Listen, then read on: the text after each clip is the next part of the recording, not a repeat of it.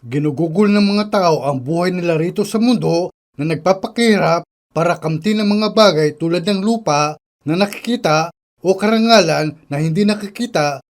Pero ano ang idudulot nito sa huli? Sa huli, wala naman tayong madadala kapag namatay tayo. Ganyan ang ikinabubuhay natin. Kung ganon, bakit abala ang mga tao na namumuhay sa mundong ito?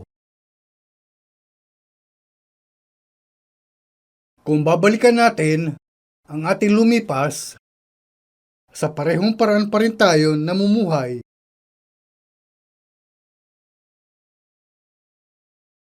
Sa Biblia, may isang talata na ganito ang sinasabi.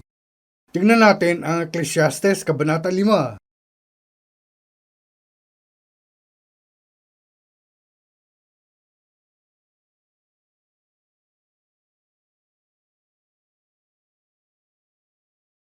Kung nasa Ecclesiastes na kayo, basahin natin mula talata 10. Siyang umiibig sa pilak ay hindi masisiyahan sa pilak o siya mang umiibig sa kasaganaan ng pakinabang. Ito man ay walang kabuluhan. Pagka ang mga pag-aari ay nagsisidami silang nagsisikain ng mga yaon. At anong pakinabang meron ang may-ari niyaon, kundi ang mamasdan ng kanyang mga mata? Ang tulog ng manggagawang tao ay mahimbing, maging siya'y kumain ng konti o marami. Ngunit ang kasaganaan ng yaman ay hindi magpapatulog sa kanya. May malubhang kasamaan na aking nakita sa ilalim ng araw. Ito nga ang mga yamang iningatan ng may-ari niyaon sa kapahamakan niya. At ang mga yamang yaon ay nawawala ng masamang pangyayari at kung siya'y magkaanak ng lalaki, walang maiwan sa kanyang kamay. Kung paano siya'y lumabas sa bahay bata ng kanyang ina, hubad na yayaon siya uli na gaya ng siya'y dumating at hindi magdadala ng anuman sa kanyang nagawa na kanyang madadala sa kanyang kamay. At ito man ay malubhang kasamaan na kung paano siya dumating ay gayon siya yayaon. At anong pakinabang meron siya na gumagawa sa hangin? Lahat ng mga araw naman niya ay ikinakain niya sa kadiliman at siya'y totoong nayayamot at may sakit at pag-iinit. Narito na aking nakita na mabuti at ukol sa isa ang kumain at uminom at magalak sa kabutihan sa lahat niyang gawa na kanyang ginawa sa ilalim ng araw, lahat ng mga kaarawan ng kanyang buhay na ibinigay sa kanya ng Diyos, sapagkat ito'y kanyang bahagi.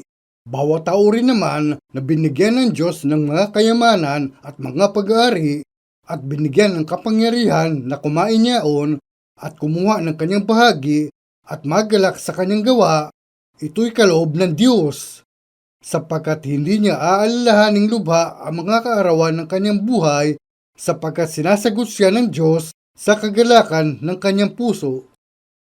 Hindi ko na ipapaliwanag pa ng husto itong talata na kababasa pa lang natin. Ito ay mga salita para sa ating lahat. Matatagpuan ninyo ang inyong sarili na sumasang-ayon sa inyong puso at sinasabing, oo, ganito nga. Sinasabi nito na bagaman sila ay may mga anak, ipinanganak sila na walang kahit na ano. Tapos nariyan ang mga mayayaman na umabot sa puntong nakasasama na sa kanila. Kung hindi sila ganoon kayaman, hindi sana sila namataan ng magnanakaw, pero dahil sa kanilang kayamanan, maaari silang manakawan o makaranas ng ilang kasawian. May talata na sinasabing, ang mangyayamang iningatan ng may-ari niyaon sa kapahamakan niya.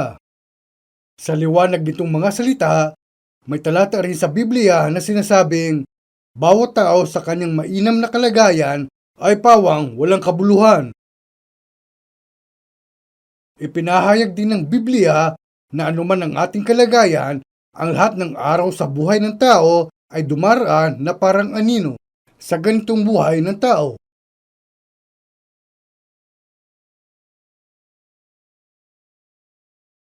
Pantay-pantay para sa lahat, matalino man siya o mangmang, maalaman o hindi.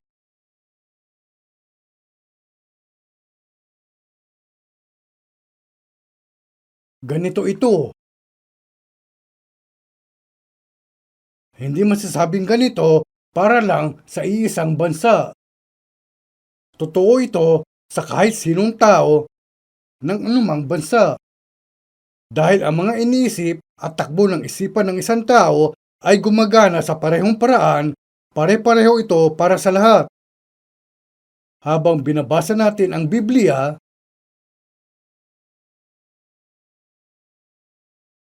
na isinasantabi ang nasyonalidad ng isang tao, pinagmulan ng pamilya, posisyon, katayuan, at iba pang panlabas na kaanyuan, makikita natin na marami mga talata na umaakit sa espiritu ng tao. Gaya sa maaari nating suriing mabuti ang ating espiritu at tingnan ang ating sarili sa pamamagitan ng salita ng Diyos tulad ng salamin, patuloy na nagsasalita ang Diyos sa buong kasaysayan ng sangkatauhan at ibinibigay sa atin ang pagkakataong pagnilayan ng ating sarili sa isang magnifying mirror. Naibigay sa atin ang salita ng Diyos sa ganitong paraan. Totoo ito para sa mga Hudyo at sa mga hindi Hudyo na tinatawag ng mga Hudyo na mga hintil, ang lahat ng mga tao sa buong mundo sa iba't ibang mga bansa na hindi Hudyo. Kahit sa mga Hudyo na pinaniniwalaan si Jesus, gayon din sa mga hintil na hindi mga Hudyo na pinaniniwalaan si Jesus, mula sa mga grupong ito na pinagsama, ang usapin tungkol sa kanilang buhay sa laman ay para rin sa mga pinaniniwalaan si Jesus ng may katiyakan at naging anak ng Diyos.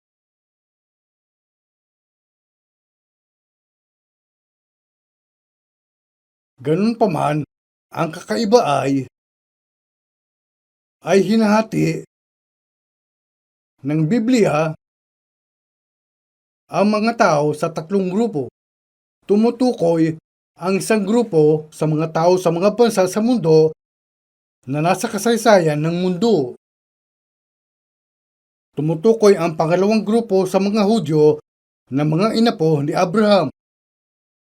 At tumutukoy ang huling grupo sa mga tao sa naunang dalawang grupo na pinaniniwalaan si Jesus. Ito ang lahat ng mga taong naniwala at naging mga kasapi ng simbahan ng Diyos. Yan ang Eklesya kung saan si Jesus ang Pangulo. Hindi tungkol sa bilang ng mga taong sumisimba ang tinutukoy ko. Tinutukoy ko ang mga taong tinatawag na simbahan ng Diyos.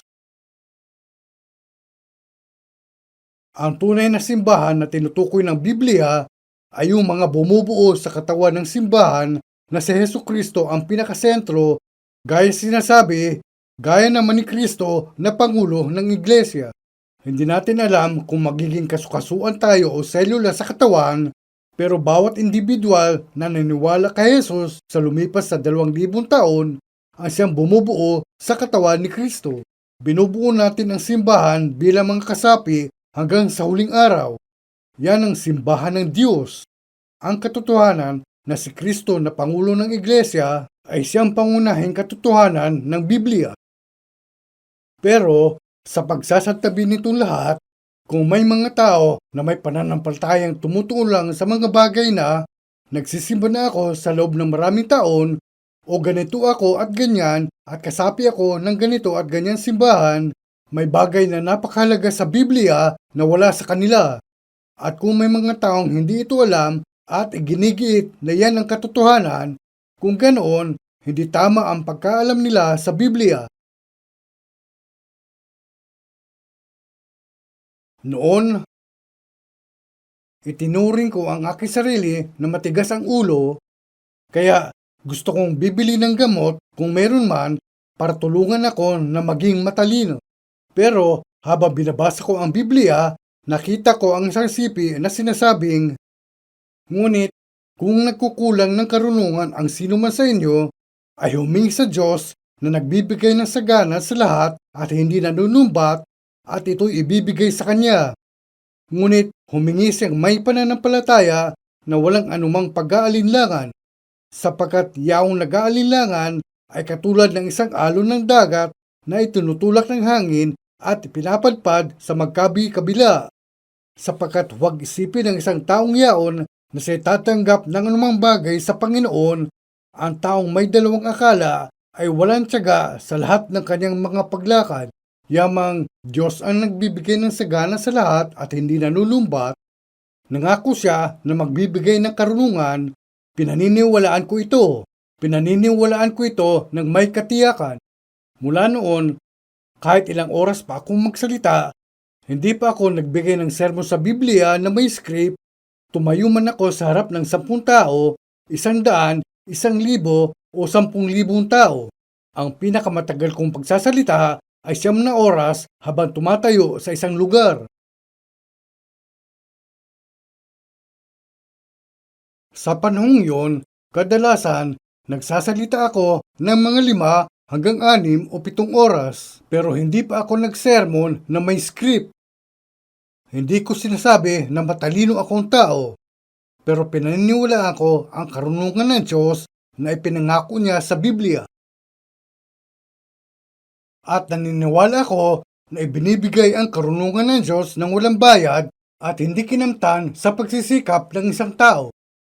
Wala akong magagawa kundi aasa sa Biblia dahil hindi ako ganoon katalino. Pagdating sa edukasyon, pagtuturo, kaalaman at karunungang sinasabi ng mga tao, meron bang maihahambing sa Diyos?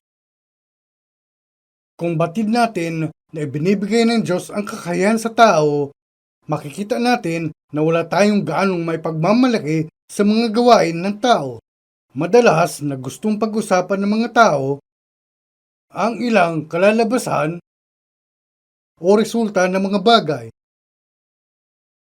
Ganun pa man, mahalaga rin na tingnan ang motibo o dahilan. Kaya matagal ko nang nabatid na may limitasyon pagdating sa pagbabasa ng Biblia na umaasa sa sarili kong isip, memorya o sa sarili ko mismo. Kahit sa isang tila di kahalagahang numbers game, may teorya na ang isang mahirap na mathematical problem ay maaring malutas sa pamamagitan ng pagtutugma ng mga numero sa formula sa tiyak na paraan. Maaring tila hindi gaanong mahalaga sa mga tao ang mga salita ng Biblia, pero may kapangyarihan itong ilabas ang matagal ng limot na alaala mula sa kaibuturan ng utak ng isang tao. Inihahayag ng Biblia ang ganong kapangyarihan sa tao.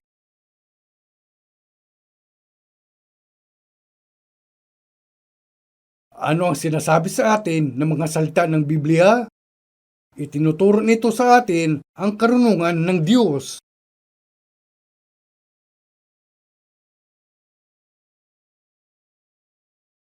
Meron akong nabatid habang binabasa ko ang Biblia. Marami na akong binasang aklat tungkol sa kasaysayan ng mundo at sinuri ko ang mga balita sa ibang bansa, pero ramdam ko pareho ang kasaysayan ng sangkatauhan na may konting pagkakaiba lang. Akala ko noon na sa kalahatan, maikli lang ang buhay ng mga tao sa mundo na lumilipas lang sa saya at kalungkutan. Ganito ang tingin ko rate. Pero isang araw, inisip ko na hindi pala ganyan. Sa katunayan, may 3 grupo ng mga tao na magkakaiba ang mga kaugalian, pamamaraan, turo at edukasyon. Nalaman ko ito. Ang isa ay, sa kasaysayang ito ng sangkatauhan na walang patutunguhan at tuloy-tuloy na dumadaloy, na inaanod tulad ng baha, ang mga kwento ng buhay ng mga tao, isa ang pinili mula sa hanay ng ganoong mga tao at sinabihang magpunta sa isang partikular na lugar.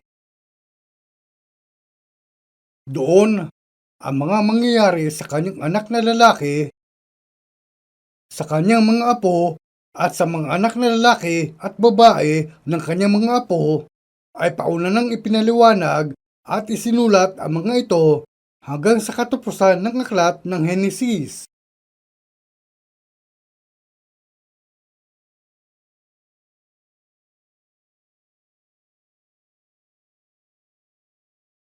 Itong tao ay si Abraham.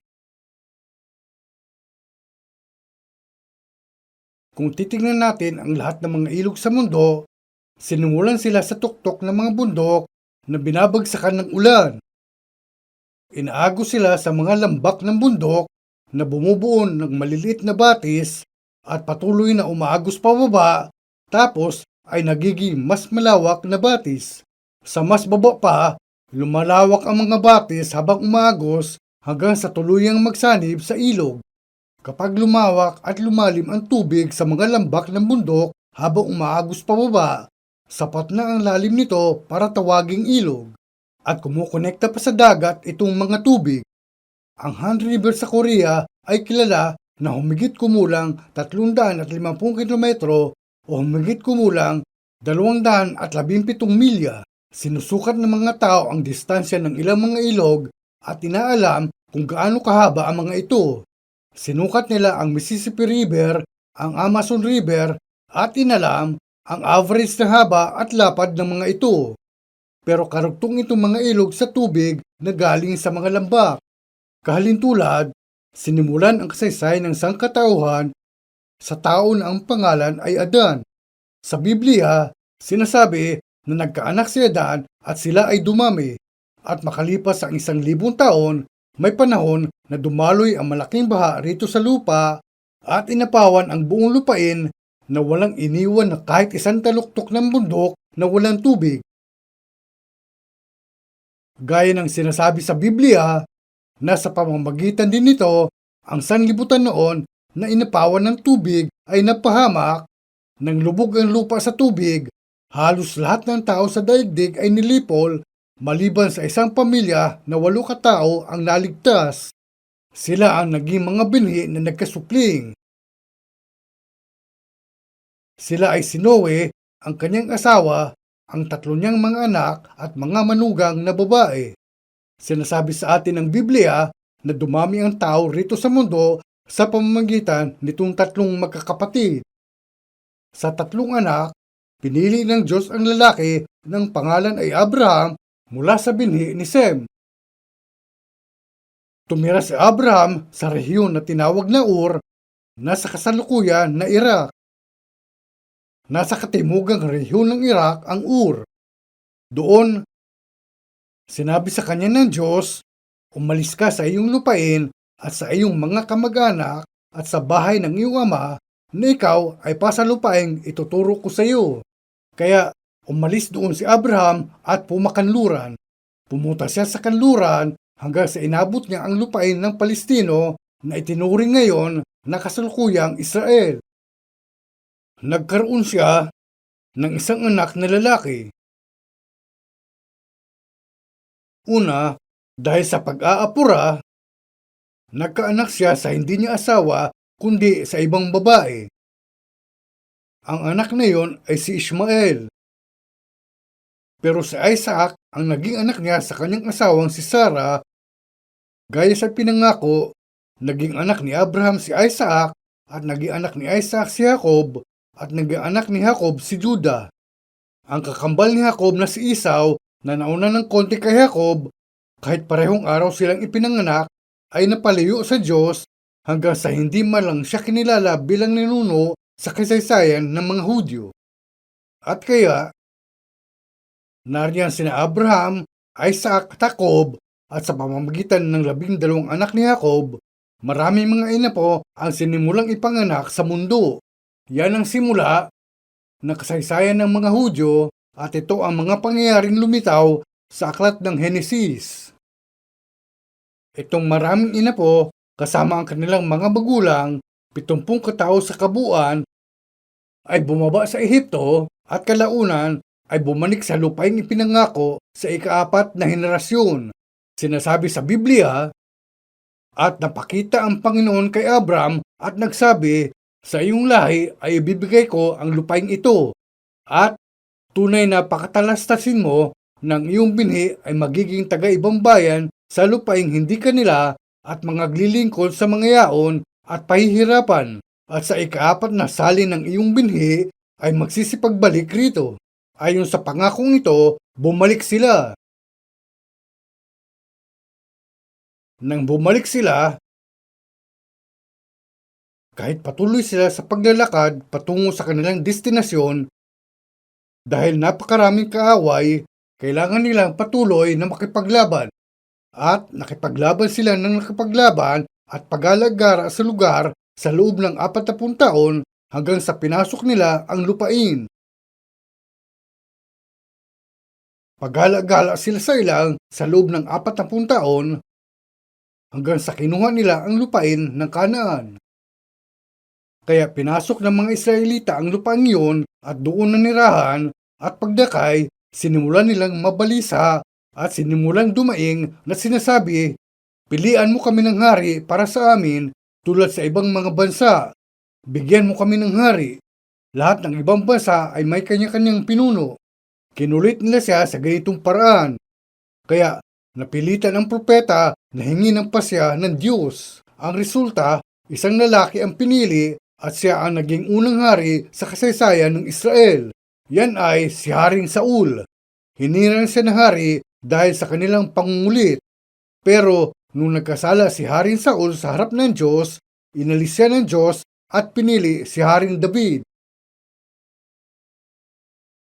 Totoo na naging pinuno si Haring David sa mga unang araw ng kasaysayan ng Israel.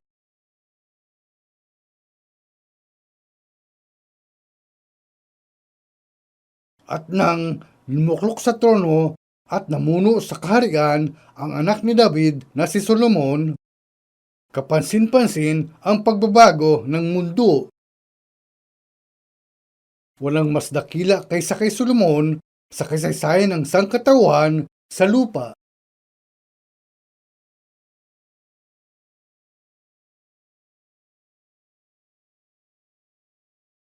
Tapos, sa mga araw ng anak ni Solomon, hinati ang kaharian sa dalawa. Hinati sa pagitan ng anak ni Solomon na si Rehoboam at ng kanyang lingkod na si Jeroboam na nagtaksil sa kanya at nagkaroon sila ng labanan. Pinamunuan ng anak ni Solomon ang kaharian ng Juda sa timog at tumuloy ang kasaysayan bilang siyang hari. Tapos, kinontrol ni Jeroboam ang maraming tao, sa madaling salita, maraming angkan na bumuo sa kaharian ng Israel sa hilaga at siya ang naging hari ng Israel. At kalaunan, sa loob ng 100 taon, parehong binihag itong dalawang kaharian ng ibang mga bansa. Sa mga inapo ni Abraham na dinalang bihag, may isang lalaki na ang pangalan ay Daniel. Hinirang si Daniel sa isang mahalagang posisyon sa kahariang iyon, pero sa panahong iyon, nagkaroon ng kakaibang panaginip si Haring Nabucodonosor. Kakaiba masyado ang kanyang panaginip, kaya siya balisa. Matapos magkaroon ng ganitong kakaibang panaginip si Haring Nabucodonosor, tinawag niya ang mga manghuhulang namamahala sa pagpapasya sa kapalaran ng bansa at tinanong sila tungkol dito. Pero walang may alam sa kanyang panaginip o makapagbigay ng kahulugan nito. Tinawag niya ang lahat ng mga tinatawag na pantas, pero walang makapagbigay ng sagot. Masalimuot na ulap ang bumalot sa maharlikang palasyo ng Babylonia dahil lubhang nabagabag ang hari at labis na balisa at wala siyang magawa tungkol dito. Nasa matinding paghihirap ang hari sa mga araw na yun. Nariyan ang mga taong may impluensya sa isipan ng mga maharlika sa palasyo. Kaya tinanong ng hari itong mga pantas. Sinagot nila ang hari, "Kung sasabihin mo sa amin ang iyong panaginip, ipapaliwanag namin ang kahulugan." Pero matalino ang hari at kanyang sinabi, "Kung sasabihin ko sa inyo ang aking panaginip, alam kong pinapahaba lang ninyo ang oras para magbigay kayo ng medyo sapat na kasagutan at para makalusot." Kaya sinabi niya, "Kung gusto ninyong bigyang kahulugan ang panaginip ko, sabihin muna ninyo sa akin kung ano ang aking panaginip. Kung hindi nyo masasabi, lilipulin ko kayong lahat. Kaya sabihin ninyo sa akin kung tungkol saan ang aking panaginip sa loob ng ilang araw." Kaya nasa bingit ng kamatayan lahat ng pantas sa palasyo. Lilipulin itong mga pantas. Nang hinarap nila itong kapalaran, maging si Daniel ay kasama at hinarap ang parehong kapalaran. Noon, kapag kinuha ng mga hari ang mga prinsipe ng ibang mga bansa para gawing bihag, ginagawa sila mga eunuko o kaya ay ibibigay ang kanilang mga anak na babae at gagawin silang mga manugang kung sila'y magustuhan. Nagsisikapan ng gusto ng hari na matiyak na ang kanilang kaaway na bansa ay hindi mananatiling kaaway. Si Daniel ay isang tao na sa mga mata ng tao rito sa mundo ay kinatagpo ng kakaibang kapalaran. Pero ipinamuhay niya ang itinakda sa kanya ng Diyos. Kung babasahin natin ang iba't ibang bahagi ng Lumang Tipan, makikita nating hinulaan ni Propetang Isayas noon pang 100 taong lumipas tungkol sa isang tao na kukunin mula sa maharlika at magiging eunuko. Ginawa niya itong propesiya 100 taon bago isinilang si Daniel at nagkatotoo ayon sa kanyang propesiya. Dinala si Daniel sa lupain ng Babylonia at ginawang eunuko. Hindi siya magkakaanak kahit mag-asawa pa siya. Naging taga-alaga lang siya ng prinsesa at hari sa maharlikang palasyo. Ganun pa man, naging napakahalagang tao niya sa maharlikang palasyo ng Babylonia hanggang sa kanyang kamatayan. May mga artifacts pa nga na ipinapakita nito ngayon.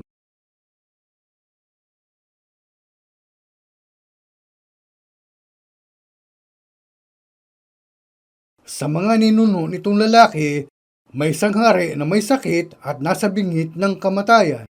Pero nang gumaling siya, naging sobrang mapagbigay ang kanyang puso.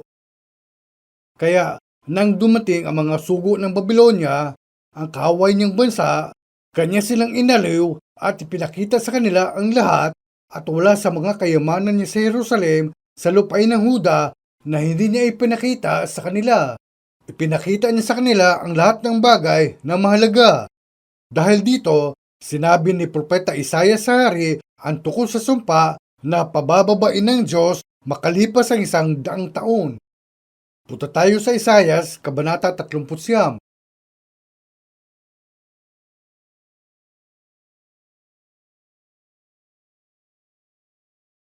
Isaias, Kabanata 39.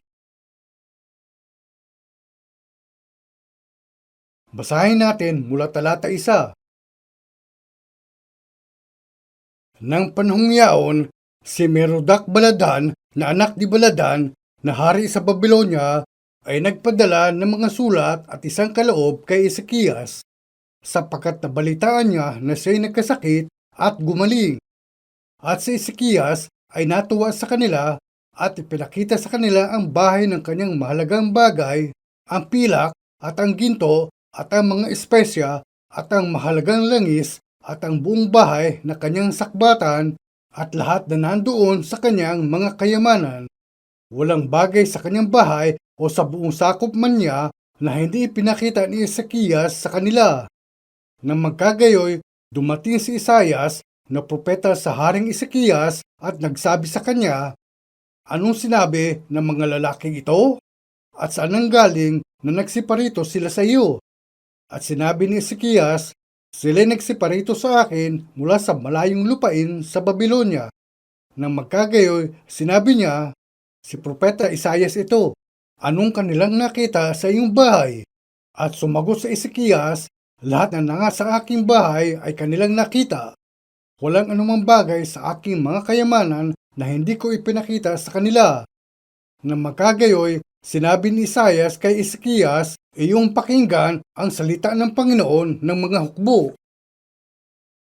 Dito, sinimulang salitain ng propetang si Isaias kay Haring Ezekias ang mga salitang, iyong pakinggan ang salita ng Panginoon ng mga hukbo. Hanggang sa puntong ito, si Propeta Isaias ay nagsasalita kay Ezekias.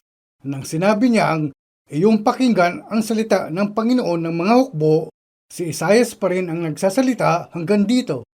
Pero sa talata 6 sinasabing, narito, ang mga kaarawan ay dumarating. Sinimulan niyang magsalita sa hindi formal na paraan. Narito, ang mga kaarawan ay dumarating na ang lahat na nanga sa iyong bahay at ang mga tinangkilik ng iyong mga magulang hanggang sa karawang ito dadalhin sa Babylonia. Walang maiiwan, sabi ng Panginoon. Itong mga salita na lumalabas sa bibig ni Propeta Isaias ay mga salita ng Diyos. Nagsasalita ang Diyos kay Ezekias sa pamamagitan ng bibig ni Propeta Isaias. At sa iyong mga anak na magmumula sa iyo, na ipanganganak sa iyo, ay kanilang dadalhin at sila'y magiging mga bating sa bahay ng hari sa Babylonia. Kaya hanggang dito, si Isaias ang nagsasalita. Susunod, talata 8. Nang magkagayoy, sinabi ni Ezekias kay Isaias, mabuti ang salita ng Panginoon na iyong sinalita. Kanyang sinabi bukod dito, sapagkat magkakaroon ng kapayapaan at katotohanan sa aking mga kaarawan. Sinabi ni Ezekias, magkakaroon ng kapayapaan at katotohanan sa aking mga kaarawan. Pero sinabi sa kanya na magdurusa ang kanyang mga inapo. At kung titingnan natin ang aklat ng Daniel, makikita natin na si Daniel ay tao na walang magagawa kundi magdusa sa ganitong paraan. Ito ang kinauwian. Punta tayo sandali sa Amos, Kabanata 3. Amos, Kabanata 3.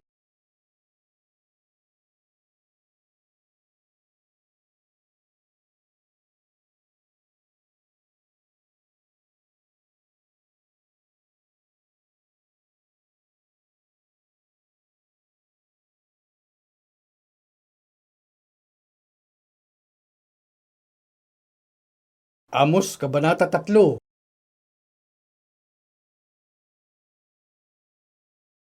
Kung nakita nyo na,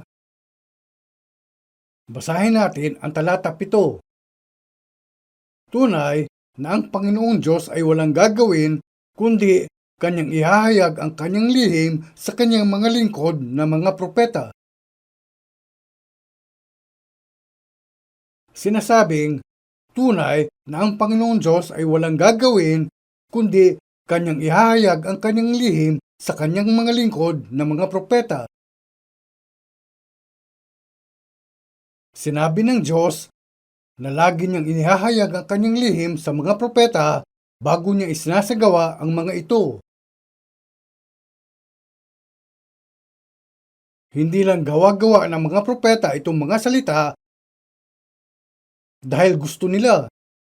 Tingnan natin ang isa pang talata sa Biblia. Balikan natin ang ilang pahina sa aklat ng Oseas. Oseas, Kabanata 11. Tunay na ang Panginoong Diyos ay walang gagawin, kundi kanyang ihahayag ang kanyang lihim sa kanyang mga lingkod na mga propeta. Ang Diyos na sinalita mga ito ay sinabi rin ito sa Oseas, Kabanata 12. Oseas, Kabanata 12, talata 10. Ako rin naman ay nagsalita sa mga propeta at ako'y nagparami ng mga pangitain at sa pangangasiwa ng mga propeta ay gumamit ako ng mga talinghaga. Ito ay mga salita ng Diyos. Ang mga salitang sinabi ng Diyos sa iba't ibang mga propeta ay pinaganda ang lumang tipan. At tunay na ang Panginoon Diyos ay walang gagawin kundi kanyang ihahayag ang kanyang lihim sa kanyang mga lingkod na mga propeta. Ito ang mga salita ng Diyos. Kaya sa ganoong sitwasyon, hinarap ni Daniel ang ilang mga paghihirap. Bilang eunuko, siya ang tao na laging malapit sa hari para pagsilbihan siya sa palasyo. Pero, nagkaroon ng kakaibang panaginip ang hari at hindi ito maalis sa isipan niya dahil kakaiba nga ang panaginip. Galit si Haring Nabucodonosor at itinanong, "Wala bang makapagbibigay ng kahulugan sa aking panaginip?" Galit siya ng gusto at sinabi na kung walang makapagsasabi sa kanya kung ano ang kanyang panaginip, kung walang makapagsabi ng nilalaman ng kanyang panaginip, wawasakin niya ang kanilang mga kabahayan.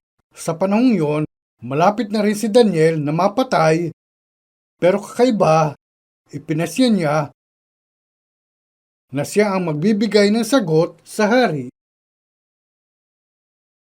Sinabi niya, sasabihin ko sa hari ang kanyang panaginip at ako mismo ang magbibigay ng kahulugan nito.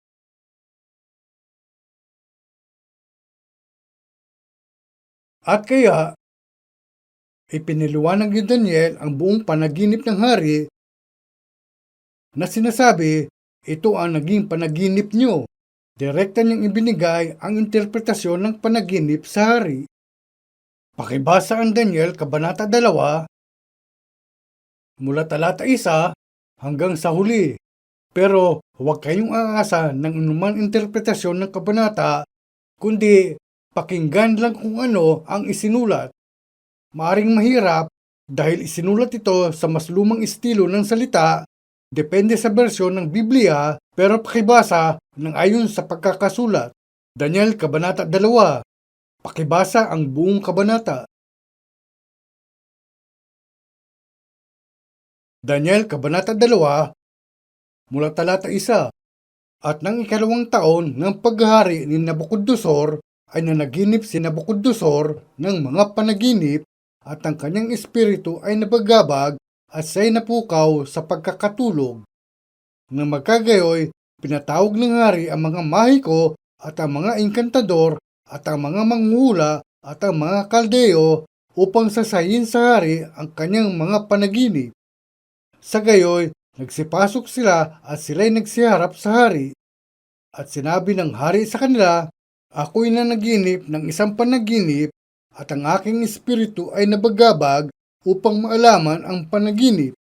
Nang magkagayoy, nagsalita ang mga kaldeo sa hari sa wikang Syria, O hari, mabuhay ka magpakailanman. Saysayin mo sa iyong mga lingkod ang panaginip at aming ipaliliwanag ang kahulugan. Ang hari ay sumagot at nagsabi sa mga kaldeo, ang bagay ay nawala sa akin. Kung di ninyo ipaliliwanag sa akin ang panaginip at ang kahulugan niyaon, kayo'y pagpuputol-putulin at ang inyong mga bahay ay gagawing dumihan. Ngunit kung inyong ipaliwanag ang panaginip at ang kahulugan niyaon, kayo'y magsisitanggap sa akin ng mga kaloob at mga kagantihan at dakilang karangalan. Kaya't ipaliwanag ninyo sa akin ang panaginip at ang kahulugan niyaon. Sila'y nagsisagot na ikalawa at nangagsabi, saysayin ng hari sa kanyang mga lingkod ang panaginip at aming ipaliliwanag ang kahulugan. Ang hari ay sumagot at nagsabi, tunay na talastas ko na ibig ninyong magdahilan sapagkat inyong nalalaman na nawala sa akin ang bagay. Ngunit kung di ninyo ipaliwanag sa akin ang panaginip, iisang kautusan lamang meron sa inyo, sapagkat kayo nangaganda ng pagbubulaan at manghamak na salita sa harap ko hanggang sa ang panahon ay magbago. Kaya't saysayin ninyo sa akin ang panaginip at malalaman ko na inyong maipaliliwanag sa akin ang kahulugan niyaon. Ang mga kaldeo ay nagsisagot sa harap ng hari at nangagsabi, walang tao sa ibabaw ng lupa na makapagpapaaninaw ng bagay ng hari, palibhas ay walang hari, Panginoon o pinuno man na nagtanong ng ganyang bagay sa kanino mang mahiko, enkantador o kaldeo. At isang mahirap na bagay ang inuusisan ng hari at walang ibang makapagpapaaninaw sa harap ng hari liban ang mga Diyos na ang tahanan ay hindi kasama ng tao. Dahil sa bagay na ito, ang hari ay nagalit at totoong nag-alab sa galit at nagutos na lipulin ang lahat na pantas na tao sa Babylonia. Sa gayoy, itinanyag ang pasya at ang mga pantas na tao ay papatayin at hinanap nila si Daniel at ang kanyang mga kasama upang patayin.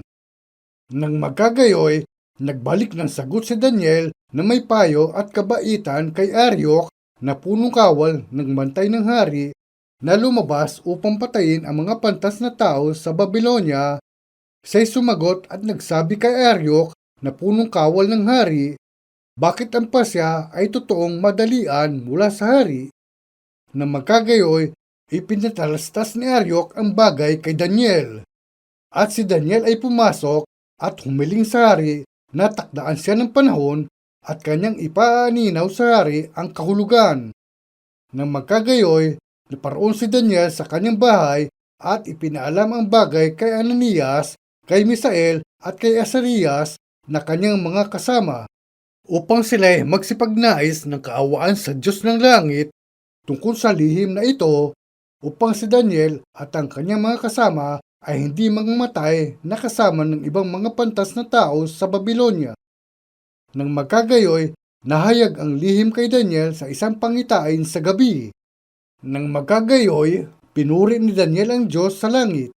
Si Daniel ay sumagot at nagsabi, purihin ang pangalan ng Diyos magpakailanman, sapagkat ang karunungan at kapangyarihan ay Kanya, at Kanyang binabago ang mga panahon at mga kapanahunan. Siya'y nag-aalis ng mga hari at naglalagay ng mga hari. Siya'y nagbibigay ng karunungan sa marunong at ng kaalaman sa makakaalam ng unawa. Siya'y naghahayag ng malalim at lihim na mga bagay. Kanyang nalalaman kung ano ang nasa kadiliman at ang liwanag ay tumatahang kasama niya. Pinasasalamatan kita at pinupuri kita, o ikaw na Diyos ng aking mga magulang, na siyang nagbigay sa akin ng karunungan at lakas at nagpatalastas ngayon sa akin ng ninais namin sa iyo, sapagkat iyong ipinaalam sa amin ang bagay ng hari. Kaya't pinasok ni Daniel si Aryok na siyang inihalal ng hari na lipulin ang mga pantas na tao sa Babylonia. Siya'y naparoon at nagsabi sa kanya ng ganito, huwag mong lipulin ang mga pantas na tao sa Babylonia. Dalhin mo ako sa harap ng hari at aking ipaaninaw sa hari ang kahulugan. Nang magkagayoy, dinalang madali ni Aryok si Daniel sa harap ng hari at nagsabing ganito sa kanya, ako'y nakasumpong ng isang lalaki sa mga anak ng nangabihag sa Huda na magpapaaninaw sa hari ng kahulugan. Ang hari ay sumagot at nagsabi kay Daniel na ang pangalan ay Belsasar. Maipaaninaw mo ba sa akin ang panaginip na aking nakita at ang kahulugan niyaon?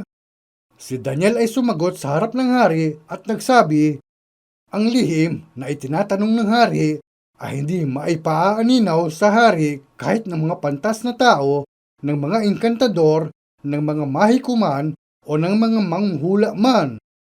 Ngunit may isang Diyos sa langit na naghahayag ng mga lihim at siyang nagpapaaninaw sa Haring Nabucodonosor kung ano ang mangyayari sa mga huling araw. Ang iyong panaginip at ang pangitain ng iyong ulo sa iyong higaan ay ang mga ito. Tukol sa iyo, O Hari, ang iyong mga pag-iisip ay dumating sa iyo sa iyong higaan kung ano ang mangyayari sa panahong darating, at siya na naghahayag ng mga lihim ay pinaaninaw sa iyo kung ano ang mangyayari. Ngunit tukol sa akin, ang lihim na ito ay hindi nahayag sa akin ng dahil sa anumang karunungan na tinamukong higit kaysa sino mang may buhay, kundi upang maipaaninaw sa hari ang kahulugan at upang iyong malaman ang mga pag-iisip ng iyong puso. Ikaw, O Hari, nakakita at narito ang isang malaking larawan. Ang larawang ito na makapangyarihan at ang kanyang kakinangan ay mainam ay tumayo sa harapan mo at ang anyo niya ay kakilakilabot. Tungkol sa larawang ito, ang kanyang ulo ay dalisay na ginto, ang kanyang dibdib at ang kanyang mga bisig ay pilak, ang kanyang tiyan at ang kanyang mga hita ay tanso, ang kanyang mga binti ay bakal, ang kanyang mga pay isang bahagi ay bakal, at isang bahagi ay putik na luto.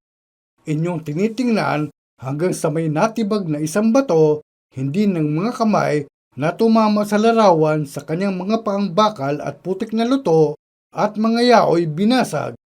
Nang magagayoy, ang bakal, ang putik na luto, ang tanso, ang pilak at ang ginto ay nagkaputol-putol na magkakasama at naging parang dayami sa mga giikan sa tag-araw at tinangay ng hangin na walang dakong kasusumpungan sa mga yaon.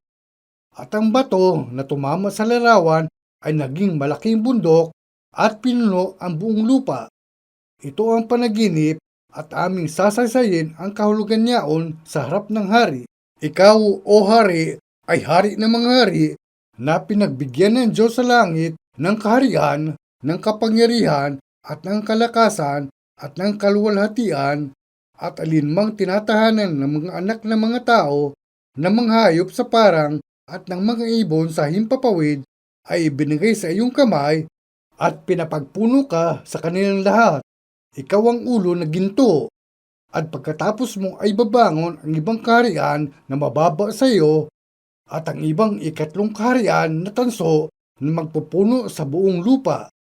At ang ikaapat na kaharian ay magiging matibay na parang bakal, palibhasa ang bakal ay nakadudurog at nakapagpapasuko ng lahat na bagay, at kung paano dinikdik ng bakal ang lahat ng ito, siya ay magkakaputol-putol at madidikdik. At yamang iyong nakita ng mga paa at mga daliri, ang isang bahagi ay putik na luto ng magpapalyok at ang isang bahagi ay bakal ay magiging kahariang hati, ngunit magkakaroon yaon ng kalakasan ng bakal, yamang iyong nakita na ang bakal ay nahalo sa putik na luto. At kung paanong ang mga daliri ng paa ay bakal ang isang bahagi at ang isang bahagi ay putik, magkakagayon ang kaharian na ang isang bahagi ay matibay at isang bahagi ay marupok. At yamang iyong nakita ng bakal ay nahaluan ng putik na luto, sila'y magkakahalo ng lahi ng mga tao, ngunit hindi sila magkakalakipan gaya ng bakal na hindi lumalakip sa putik. At sa mga kaarawan ng mga haring yaon ay maglalagay ang Diyos sa langit ng isang kaharian na hindi magigiba kailanman o ang kapangyarihan man niya o iiwan sa ibang bayan, kundi pagpuputol-putulin at lilipulin niya ang lahat ng kaharian na ito at yao'y lalagi magpakailanman. Yamang iyong nakita ng isang bato ay natibag sa bundok, hindi ng mga kamay at pumutol ng mga bakal, ng tanso, ng putik, ng pilak at ng ginto, ipinaalam ng dakilang Diyos sa hari kung ano ang mangyayari sa harapin. At ang panaginip ay tunay at ang pagkapaaninaw niya ay tapat. Nang magkagayoy, ang hari Nabucodonosor ay nagpatira pa at sumamba kay Daniel at nagutos na sila'y maghandog ng alay at ng may masarap na amoy sa kanya. Ang hari ay sumagot kay Daniel at nagsabi, "Sa katotohanan, ang inyong Diyos ay Diyos ng mga Diyos at Panginoon ng mga hari at tagapaghayag ng mga lihim, yamang ikaw ay nakapagpahayag ng lihim na ito." Nang magkagayoy, pinadakila ng hari si Daniel at binigyan siya ng maraming dakilang kaloob at pinapagpuno siya sa buong lalawigan ng Babylonia at pinapaging pangulo ng mga tagapamahala sa lahat na pantas sa Babylonia. At si Daniel ay humiling sa hari at kanyang inihalal si Sadrach, si Mesach at si Abednego sa mga gawain sa lalawigan ng Babylonia, ngunit si Daniel ay nasa pintuang daan ng hari. Salamat. Sa tingin ko, nakuha niyo na ngayon kung tungkol saan itong kabanata, tama? Ibinigay ni Daniel ang kahulugan ng panaginip at tinakasan niya ang kamatayan sa ganitong paraan. Mahalaga na binigyang kahulugan ni Daniel ang panaginip ng hari, pero maaari rin nating isalang-alang ang katotohanan na walang ibang may alam o makasagot sa hari tungkol sa kanyang panaginip na bumabagabag sa kanya, pero naipaliwanag ni Daniel na sinasabing, ito ang panaginip mo. Ito ang sinasabi sa Daniel Kabanata 2, talata 31. Ikaw, o hari, nakakita at narito ang isang malaking larawan. Ang larawang ito na makapangyarihan at ang kanyang kakinangan ay mainam ay tumayo sa harap mo at ang anyo niya ay kakilakilabot. Talata 32. Tungkol sa larawang ito, ang kanyang ulo ay dalisay na ginto, ang kanyang dibdib at ang kanyang mga bisig ay pilak, ang kanyang tiyan at ang kanyang mga hita ay tanso, ang kanyang mga binti ay bakal, ang kanyang mga pay isang bahagi ay bakal at isang bahagi ay putik na luto. Iyong tinitingnan hanggang sa may natibag na isang bato, hindi ng mga kamay, na tumama sa larawan sa kanyang mga paang bakal at putik na luto at mga yaoy binasag. Nang magkagayoy, ang bakal, ang putik na luto, ang tanso, ang pilak at ang ginto ay nagkaputol-putol na magkakasama at naging parang dayami sa mga giikan sa tag-araw at tinangay ng hangin na walang dakong kasumpungan sa mga yaon. At ang bato na tumama sa larawan ay naging malaking bundok at pinuno ang buong lupa. Ito ang panaginip, medyo kakaiba. Ang panaginip ay tungkol sa mga kahariang mangigibabaw sa mundo. Pagkabagsak ng imperyong Babylonia, bumago naman ang imperyo ng Persya. At nang bumagsak ang imperyo ng Persya, bumangon at naghari ang imperyong Grego. Umabot ang pagsalakay nito hanggang India, pero bumagsak din ang imperyong Grego at ang imperyong Romano naman ang naghari kapalit nito. Sa panahong yun, ipinanganak si Jesus. Samantala, patuloy na nahayag ang kasaysayan ng daigdig hanggang ngayon. Sa panahong ito na ginagalawan natin ngayon, dumadaloy ang direksyon ng mundo sa kakaibang paraan. Sa kasalukuyang panahon kung saan pinapaunlad ang European Community, pinamamahalaan ang mundo ng mga ideolohiya ng mga tao may katangiang Europeo. Lahat ay ginagawang magkakapareho. Sinasabi sa atin ng Biblia na itong ideolohiya tulad ng 10 daliri ay may iba't ibang katangian bawat isa. Sa sipi, tinatalakay ang tungkol sa isang malaking estatwa na kumakatawan sa kasaysayan ng sangkatauhan na tinamaan ng batong tinibag sa isang bundok at nagkaputol-putol at tapos ay pinuno ng bato ang buong lupa. Tumutukoy ito sa kaharian ni Kristo at sinasabi na magwawakas ang kasaysayan ng ganito.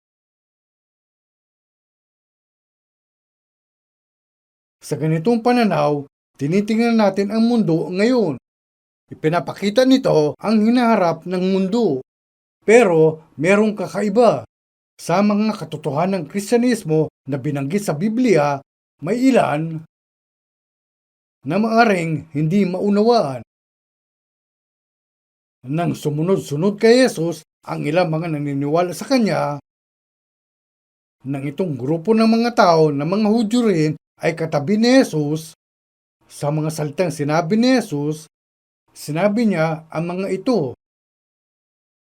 Sinabi nga ni Jesus sa mga Hudyong yaon na nagsisisampalataya sa Kanya, inyong makikilala ang katotohanan at ang katotohanan ay magpapalaya sa inyo. Kung palayain nga kayo ng anak, kayo'y magiging tunay na laya. Nang sinabi ni Jesus itong mga salita, sinabi ng mga taong nakikinig sa Kanya, kailan may hindi pa kami naging alipin ni numang tao. Paano sinasabi mo, kayo'y magiging laya? Sa ganito, sinagot ni Jesus, ang bawat nagkakasala ay alipin ng kasalanan. Kung palayain nga kayo ng anak, kayo'y magiging tunay na laya. nangyari ang ganitong pagtatalo. Nasa Juan Kabanata 8 ito mula talata 31. Sa mga salitang sinabi ni Jesus, sinabi niya, "At inyong makikilala ang katotohanan at ang katotohanan ay magpapalaya sa inyo." Habang tinuruan ni Jesus ang mga tao ayon sa kalooban ng Diyos, sinasalita niya ang tungkol sa kalayaang dumarating kapag ginising ang espiritu ng tao sa pamamagitan ng katotohanan at binago at pinalaya. Hindi kalayaan sa politika ang tinutukoy niya o kalayaan sa pang-aapi. Kaya itong mga tao habang nagsisipakinig ay tinanong, kailan may hindi pa kami naging alipin ni numang tao? Paanong sinasabi mo kayo'y magiging laya? At kung sakaling merong makalimutin, muling sinabi ni Jesus, ang bawat nagkakasala ay alipin ng kasalanan. Nang sinabi niya ito, patuloy sila sa pag-iwas sa kanyang mga salita sa pagsasabi ng ganito, kami binhi ni Abraham at kailanmay hindi pa naging alipin ni numang tao. Kahalintulad, kahit ngayon, tila magkakapareho ang Kristyanismo pero dumadaloy ito sa dalawang uri.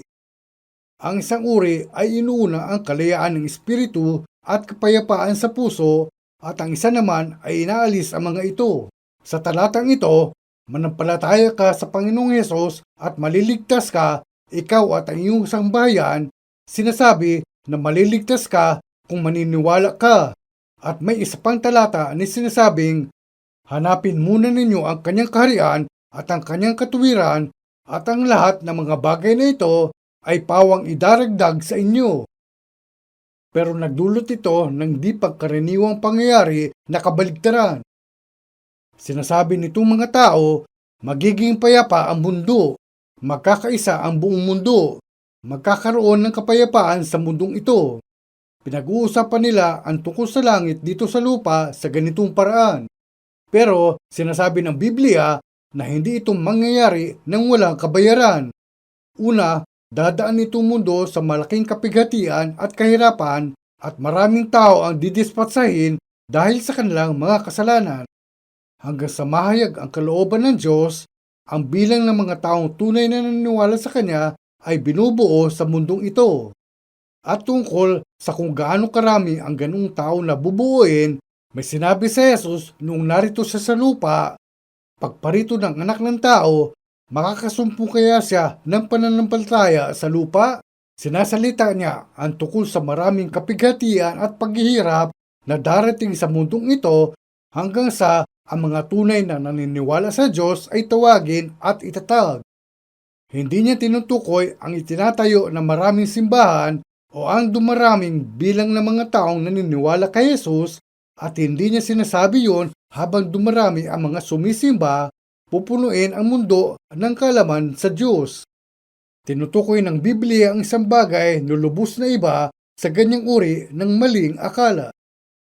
Ang tanging katotohanan na ipinapangako ng Biblia ay ang kalayaan ng Espiritu at ang kaligtasan ng Espiritu at tapos ay ang mga pagbabago ng pisikal na katawan. At kaya, tungkol sa mga taong nabago ang Espiritu, sinasabi ng Biblia, tinatanggap ang layunin ng inyong pananampalataya ang pagkaligtas ng inyong mga kaluluwa. Pagkatapos niyan, ang tunay na mga nakatanggap ng kaligtasan ng kanilang espiritu ay babaguhin. Tumutukoy ito sa pagbabago ng kanilang pisikal na katawan. Pagdating ng Diyos, kapag sinugo niya sa Jesucristo, sila'y tatawagin niya pa itaas, tapos ay babaguhin ang kanilang katawan. Ito ang perpektong kaligtasan. 그 완전한 구원 그 크신 사랑 저 위에서 찬송하리. Kahit tumatanda ang pisikal nating katawan, humihina man at nagkakasakit, mamatay man tayo sa digmaan at mabulok ang ating mga katawan, kailanman, anong oras at sa anong anyo man tayo namatay, yung mga tunay na naniniwala sa Diyos na namumuhay ng may pag-asa at nilisan itong mundo na pinanghahawakan ang pag-asang iyon at napangakuan tayo na balang araw magkikita tayong muli. Nabubuhay tayo sa mundo na masisira balang araw at tungkol sa ganoong mundo, gumawa ang Diyos ng isang propesiya gaya sa isinulat sa aklat ni Daniel. Isang tao na ang pangalan ay Haring Nabucodonosor ay nanaginip. Siya ay taong lumuklok sa pinakamakapangyarihang posisyon sa panahong iyon tulad ng isang ulo na ginto.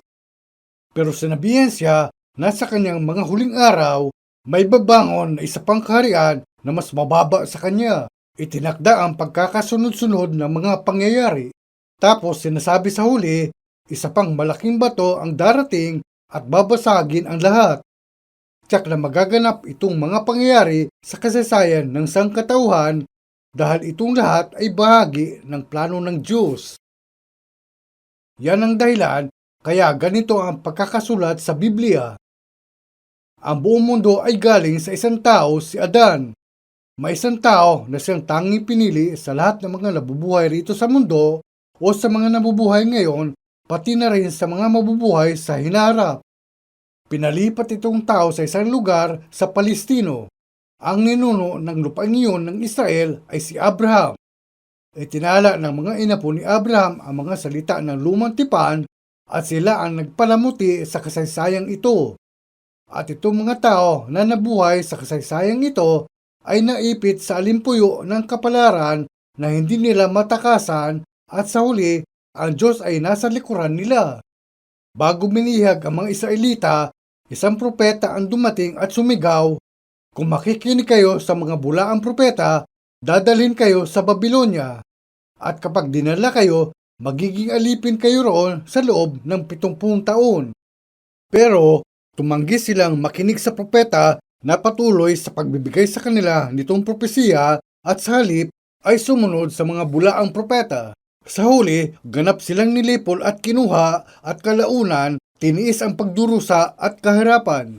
Ang kanilang 70 taong pagkabihag ay pauna ng hinulaan ni Propeta Jeremias at paunang sinabi kay Isaias. Dinalang bihag si Daniel at namuhay sa pagkabihag, pero kalaunan umangat siya sa dakilang posisyon sa lupain ng Babylonia. Naging pinuno siya ng ilang probinsya. Hanggang isang araw, habang binabasa ni Daniel na nasa ganoong posisyon ang mga isinulat ng kanyang mga ninuno, lubhas siyang nabigla. 70 taon na pala mula nang naging bihag kami rito. Dumating na ang oras para kami magbalik at sinimulan niyang manalangin sa Diyos. Isinulat itong tanyag na pangyayari sa Daniel Kabanata 9.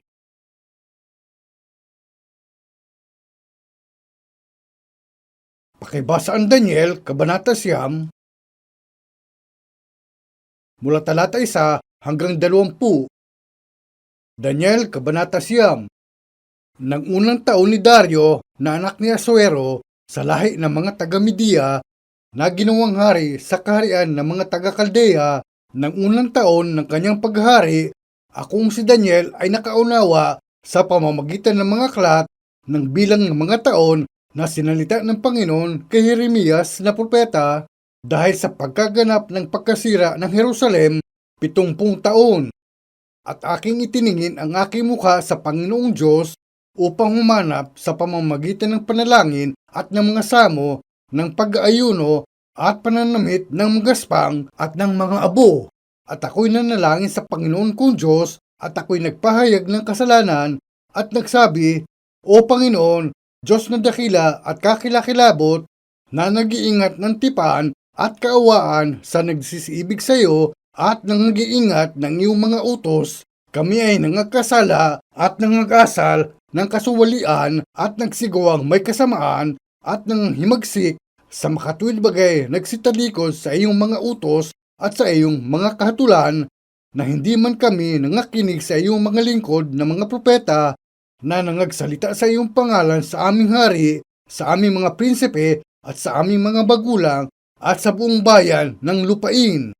O Panginoon, katuwiray ukol sa iyo Ngunit sa amin ay pagkagulo ng mukha gaya sa araw na ito sa mga tao ng Huda at sa mga nananahan sa Jerusalem at sa buong Israel na malapit at malayo sa lahat ng lupain na iyong pinagtabuyan dahil sa kanilang pagsalansang na kanilang isinalansang laban sa iyo.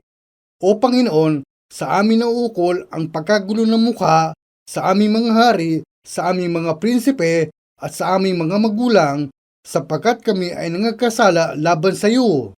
Sa Panginoon naming Diyos ukol ang kaawaan at kapatawaran sapagkat kami ay nanganghimagsik laban sa Kanya ni hindi man namin tinalima ang tinig ng Panginoong naming Diyos upang lumakad ng ayon sa Kanyang mga kautusan na Kanyang inilagay sa harap namin sa pamamagitan ng Kanyang mga lingkod na propeta. Oo, buong Israel ay sumalangsang ng iyong kautusan sa pagtalikod upang huwag nilang talimahin ang iyong tinig. Kaya't ang sumpa ay nabuho sa amin at ang sumpa na nakasulat sa kautusan ni Moises na lingkod ng Diyos sapagkat kami ay nangagkasala laban sa Kanya. At Kanyang pinagtibay ang Kanyang mga salita na Kanyang sinalita laban sa amin at laban sa aming mga hukom na nagsihatol sa amin sa pagbabagsak sa amin ng malaking kasamaan sapagkat sa silong ng buong langit ay hindi ginawa ang gaya ng ginawa sa Jerusalem. Kung ano ang nasusulat sa kautusan ni Moses, lahat ng kasamaang ito ay nagsidating sa amin. Ganun may, hindi namin idinalangin ang biyaya ng Panginoong naming Diyos upang aming talikuran ang aming mga kasamaan at gunitain ang iyong katotohanan. Kaya't iniingatan ng Panginoon ang kasamaan at ibinagsak sa amin sapagkat ang Panginoon naming Diyos ay matuwid sa lahat ng kanyang mga gawa na kanyang ginagawa at hindi namin dininig ang kanyang tinig. At ngayon, O Panginoon naming Diyos, na naglabas ng iyong bayan mula sa lupain ng Ehipto sa pamamagitan ng makapangyarihang kamay at ikaw ay nabantog gaya sa araw na ito, kami ay nangagkasala, kami ay nagsigawa ng may kasamaan, O Panginoon, ayon sa iyong buong katuwiran, isinasamo ko sa iyo ng iyong galit at kapusukan ay mahiwalay sa iyong bayang Jerusalem na iyong banal na bundok sapagkat dahil sa aming mga kasalanan at dahil sa mga kasamaan ng aming mga magulang, ang Jerusalem at ang iyong bayan ay naging kakutyan sa lahat na nangasa palibot namin.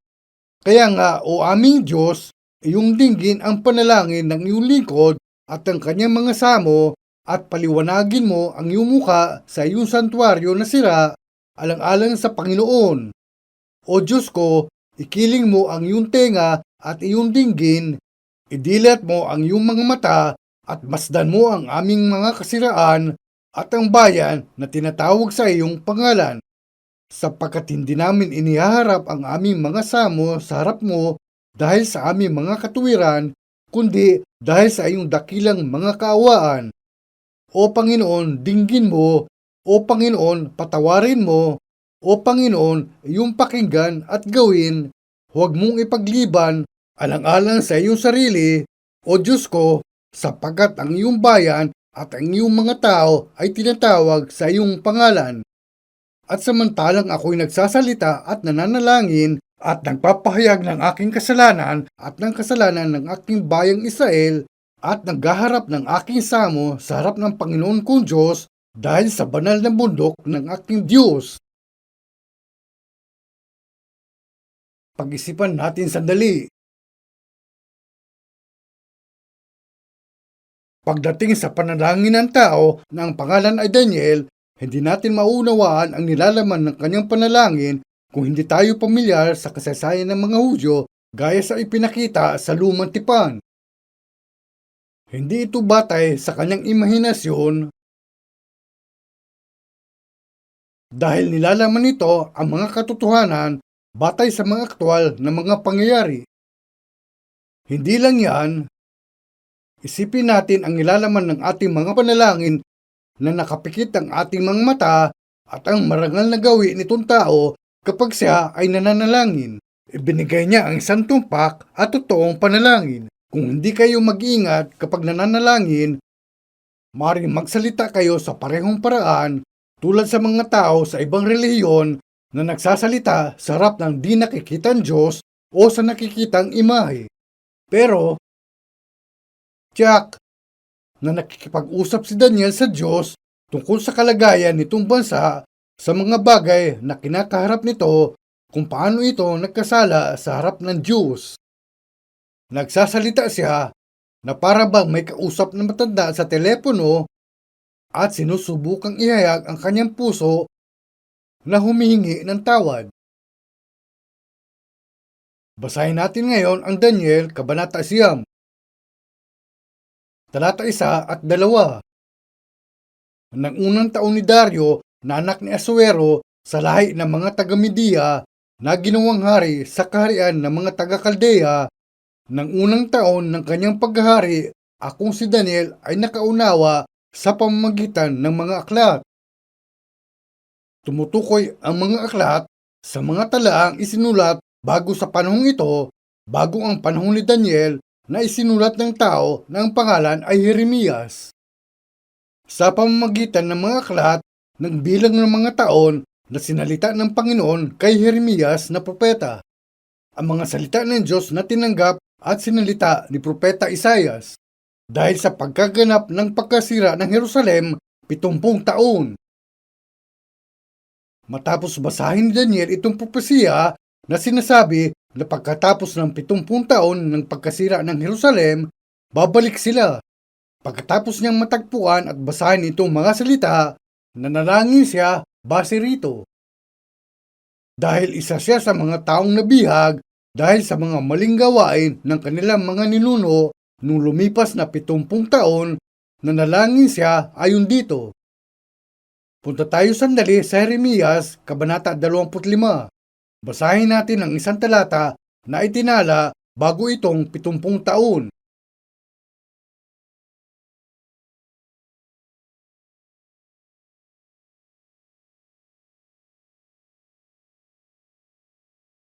Kung nakita nyo na ang Jeremias, Kabanata 25, basahin natin mula talata 11. At ang buong lupain ito ay magiging sira at katigilan at ang mga bansang ito ay maglilingkod sa hari sa Babylonia na 70 taon. At mangyayari pagkaganap ng 70 taon na aking parurusahan ang hari sa Babylonia at ang bansang yaon, sabi ng Panginoon, dahil sa kanyang kasamaan at ang lupain ng mga Kaldeo at aking gagawing sira magpakailanman. At aking gaganapin sa lupang yaon ang lahat na aking salita na aking sinalita laban doon, lahat ng nakasulat sa aklat na ito na inihula ni Jeremias laban sa lahat na bansa, sapagkat maraming bansa at mga dakilang hari ay paglilingkuran nila nga at gagantihan ko sila ayon sa kanilang mga kilos at ayon sa gawa ng kanilang mga kamay. Hinulaan ni Propetang Jeremias dadalhin bihag ang bayan sa lupain ng mga Kaldeo. Pagkatapos ng hari ng Babylonia, isang lalaki na ang pangalan ay Darius ang naging hari. Bumangon ng isang bagong bansa na tinatawag na Persia. Alam ni Daniel itong katotohanan, alam niya na babalik ang kanyang mga kababayan sa kanilang bansa. Punta tayo sa Jeremias, Kabanata 20.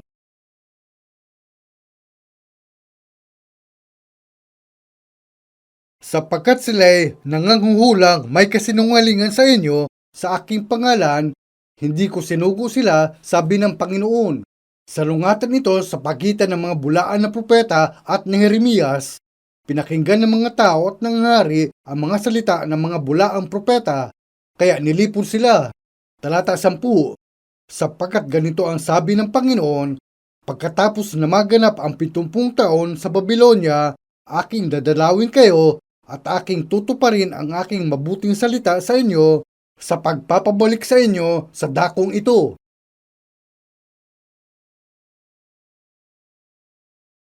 Medyo kakaiba, di ba?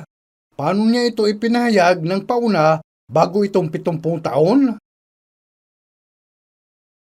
Paano niya ito ipinaalam sa kanila ng pauna? At binasa nga ito ni Daniel pagkatapos ng 70 taon at sinimulang manalangin sa Diyos. Kapag tinitingnan natin Ang bawat isa sa mga ito, ang mga pinagdaanan ni Daniel sa bansang yun, ang mga pagdurusa, ang mga pangyayaring pinagdaanan ng mga tao,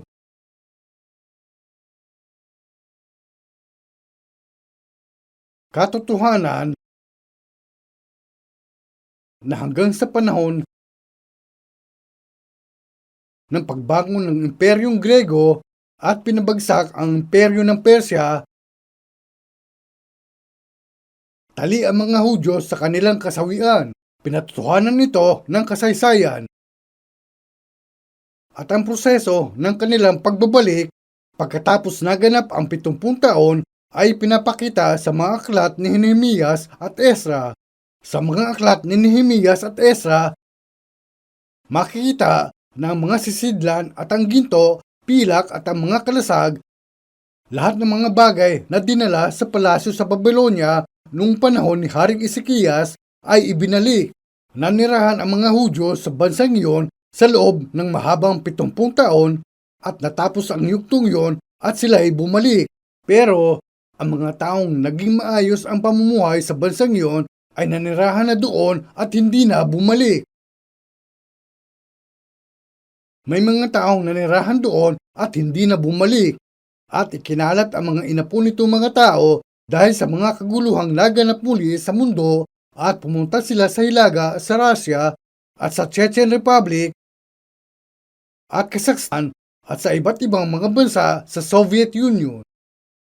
Narating pa nga nila ang maritime provinces at doon nanirahan.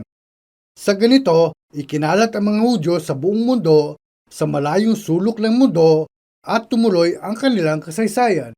Sa panahong yun, pagkabalik nila sa kanilang bansa at pagkaraan ng isa pang 400 taon, ipinanganak si Jesus.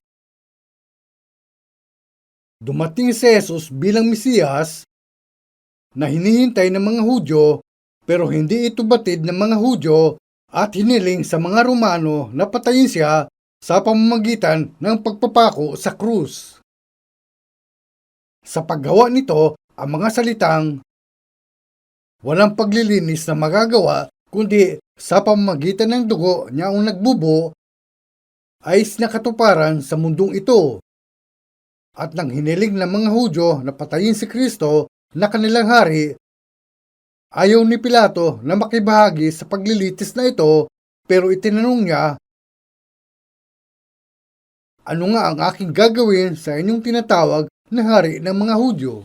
Nang panahong yun, sumigaw ang mga Hudyo, wala kaming hari kundi si Caesar. Itinala ito sa bagong tipan. Nang sinabi nilang, wala kaming hari kundi si Caesar, isa itong kasinungalingan para sa mga Hudyo sa panahong yun. Sinabi nila itong mga salita dahil galit sila kay Jesus dahil gusto nila siyang patayin. Sinabi nila, kung hindi mo papatayin si Jesus, ipinagkakanulo mo si Caesar at inipit siya. Dahil sa nagproprotestang karamihan, kailangang mamatay si Jesus. Kaya sa kabila ng lahat,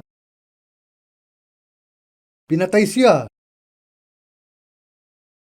Noong buhay pa si Jesus, sinabi niya, datapwat, pagkabangon ko, mauuna ako sa inyo sa Galilea.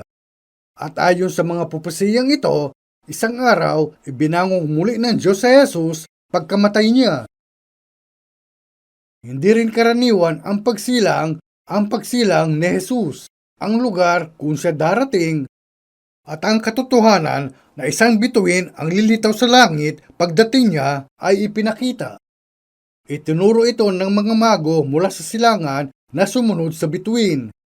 Nang dumating si Jesus, sinabi rin niya sa mga Hudyo, sinugo ako para lamang sa piniling bayan. Siya na nangaral sa kanila ay ipinapako sa krus, nabuhay mula sa mga patay, at pagkatapos niyang pumaitaas, ang kasaysayan nitong mundo ay sinimulang mapalamutian ng kasaysayan ng Kristyanismo. At sinimulan ang simbahan at pinasok pa nga ng Kristyanismo ang Roma. Gaya sa kasabihan, lahat ng daan ay patungong Roma, hawak ng Imperyo Roma ang pinakamataas na kapangyarihan sa mundo sa panahong yun. At sa panahong yun, Ipinalaganap ang Ebanghelyo kahit sa Roma.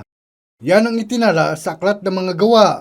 Ang Ebanghelyo ni Mateo, Marcos, Lucas at Juan ay pinapakita ang mga bakas ni Jesus at ang mga kaganapan pagkatapos ng kamatayan at pagkabuhay na muli ni Jesus, pero ang Aklat ng Mga Gawa ay talaan ng pasimula ng Ebanghelyo ng Kristyanismo at ng ilang mga bagay na may malalim na kahulugan patungkol sa simulang ito. Sinasabing napakita rin siyang buhay sa pamamagitan ng maraming mga katunayan at siya ay napakita sa kanila sa loob ng 40 araw at sinalitaan tungkol sa kaharian ng Diyos. At diyan na itinanong ng mga alagad, isasauli ba ng Ama ang kaharian sa Israel sa panahong ito? Doon sinabi ni Jesus, hindi ukol sa inyo ang pagkaalam ng mga panahon o ng mga bahagi ng panahon na itinakda ng Ama sa kanyang sariling kapamahalaan. Humayo muna kayo at ipangaral ang Ebanghelyo. Kayo'y magiging mga saksi ko sa Jerusalem at sa buong Judea at Samaria at hanggang sa kahuli-hulihang hangganan ng lupa. At sinabi niya sa kanila na mangyayari ito pagdating ng banal na Espiritu. Tapos umalis siya. Noong tumitingala ang mga tao sa langit, lumitaw ang dalawang lalaki, kayong mga lalaking taga-Galilea, bakit kayo nangakatayong tumitingin sa langit? Itong si Jesus na tinanggap sa langit mula sa inyo ay paparitong gaya rin ng inyong nakitang pagparoon niya sa langit. Pauna na itong sinabi, kapag aalamin ninyo kung ano ang mangyari sa mundong ito, tulad sa sinabi ko simula nitong lecture, kapag ang mga tubig na umagos sa mga bundok ay magtitipon sa lambak na ito at ang lambak na yan at bubuo ng mga batis at lalaki ang mga batis para bubuo ng mga ilog na dumadaloy sa dagat, kahalintulad sa kasaysayan ng sangkatauhan, ang mga tao mula sa iba't ibang mga bansa ay maniniwala kay Jesus at magsasama-sama at ngayon, ang bilang ng mga tao na naniniwala kay Jesus dito sa mundo ay lumago na ng husto. Kaya sinasabi ng Biblia na darating ang pag-aani. Sinabi rin niyang titipunin niya ang kanyang trigo sa bangan, datapwat ang dayami ay susunugin sa apoy na hindi mapapatay. At may mga salita ng babala na ibinigay sa lahat ng mga tao sa mundo at sa simbahan at sa mga Hudyo. Punta tayo sandali sa unang mga taga-Korinto, Kabanata 10.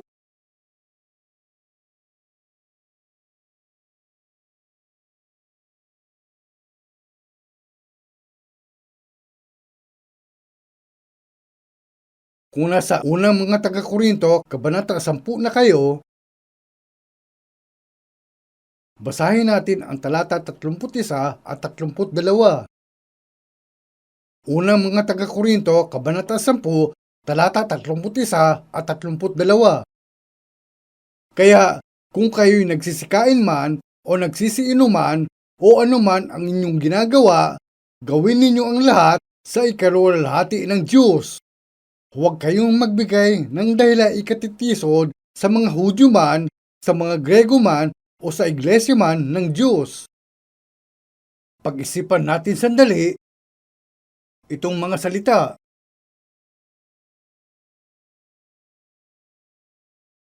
Ang layunin ng buhay ng isang tao ay kumakain man kayo o umiinom, anuman ang inyong propesyon, anuman ang katayuan ninyo sa lipunan, namumuhay man kayo na mahirap o mayaman, tanyag man kayo o hindi, nabubuhay man kayo sa pagdurusa o hindi, gaya ng sinasabi sa Biblia, maigi ang pagkain gulay na may pag-ibig kaysa matabang baka at may pagtataniman. At gaya ng sinasabi ng mga salita ng lumikha tungkol sa layunin kung bakit isinilang ang espiritu ng tao sa mundong ito, ang bayan na aking inanyuan para sa aking sarili upang kanilang maihayag ang aking kapurihan, kailangan nating mamuhay ng ayon sa kalooban at layunin ng siyang lumikha sa atin. Sabihin natin ng isang taong eksperto sa mga piano ay gumawa ng disenteng piano. Pero ano ang mangyayari kung ang piano na yan ay hindi tumunog? Hindi kaya insulto yan sa gumawa? Sa mas mataas na antas, sinabi ng Diyos, lalangin natin ang tao sa ating larawan ayon sa ating wangis at nilikha ang tao. Pero kung hindi natin magagawang papurihan ng siyang lumikha, yan ay isang malaking kasalanan. Kung paano naaalala at nakikilala ng tao ang kanyang mga magulang na nagsilang sa kanya at sinusunod sila, paano ba natin pinahahalaga ng Diyos ang Ama ng ating Espiritu? Kaya nga sinasabi sa Biblia, kung kayo'y nagsisikain man o nagsisiinuman o anuman ang inyong ginagawa, gawin ninyo ang lahat sa ikaluluwalhati ng Diyos. 하나님의 영광 노래 부르며 내 구주를 찬송하리. Ito ay isang bagay na dapat gawin ng mga banal. Kaya, kapag sinabing, kumain man kayo o umiinom o anuman ang iyong ginagawa, gawin ninyo ang lahat para sa ikaluluwalhati ng Diyos. Ipinapakita nito na bagaman mabubuhay kayo para sa inyong sariling kaluwalhatian, ang lahat ng natitira ay mga bagay na nasisira, wala nang iba pang natitira sa buhay ng tao. Sa mundong ito, kung saan lahat ay naglalaho, napapanatili pa rin ang espiritu, ito ay walang hanggan at lumilisan ng ganun lang sa kanyang kabataan. At kalooban ng Diyos na ibinibihis ng espiritu ang biyaya ng Diyos sa kanyang pamumuhay rito bago ito lilisan.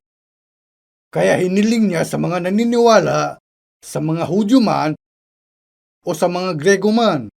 Ang mga Hudyo ay bayang inugnay sa 5 aklat ni Moises, sila ang mga inapo ni Abraham.